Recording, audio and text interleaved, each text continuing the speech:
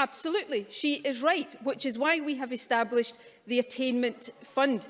The Attainment Fund is putting £120 million in the coming financial year into the hands of head teachers in 95% of schools across this country. It adds to the £50 million that we were already investing in the Attainment Challenge. That is the kind of investment that, yes, we need to see in our schools, the kind of investment that this government is delivering in our schools.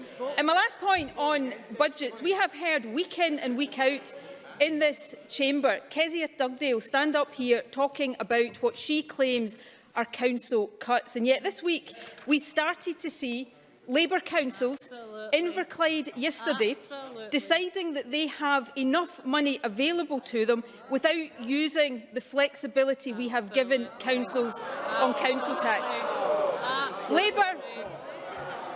Labour here repeatedly say that tax rises are necessary to protect services like education, but we have Labour councillors now saying the opposite, that Scottish Government funding is enough so that they don't have to raise council tax. That proves the point that we are giving the resources to local councils to enable them not just to protect services, but in the case of education, to get more money into the hands of those who run our schools. Kezia Dugdale.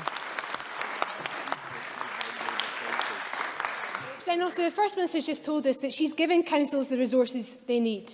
But what we've just heard is that she's putting in £120 million and taking out £1.5 billion from local services.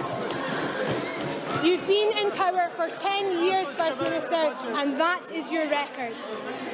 And the Sutton Trust report proves beyond all doubt that teachers need more support to give young people the skills they need for the future.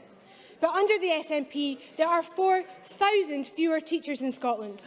And we've lost 826 science and maths teachers since the SNP took office. It's no wonder John Swinney had to launch a recruitment drive for teachers yesterday. Here we have it. Teacher numbers down, the attainment gap winding. The only thing on the up under the SNP is cuts to schools. Even with a record this poor, our primary people can do the math. Why can't the First Minister? First Minister.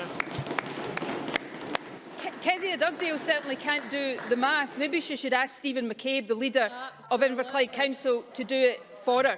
As a result of the changes announced by Derek Mackay in this chamber last Thursday, there is now £400 million of additional resources available for local services. That is the reality, and that includes £120 million available for head teachers to deliver improvements in our schools. And for Kezia Dugdale to stand up here today and talk about cuts in local services the day after the Labour leader of Inverclyde Council took to social media to boast that he had enough money that enabled him to become the leader across Scotland that had frozen the council tax for longest.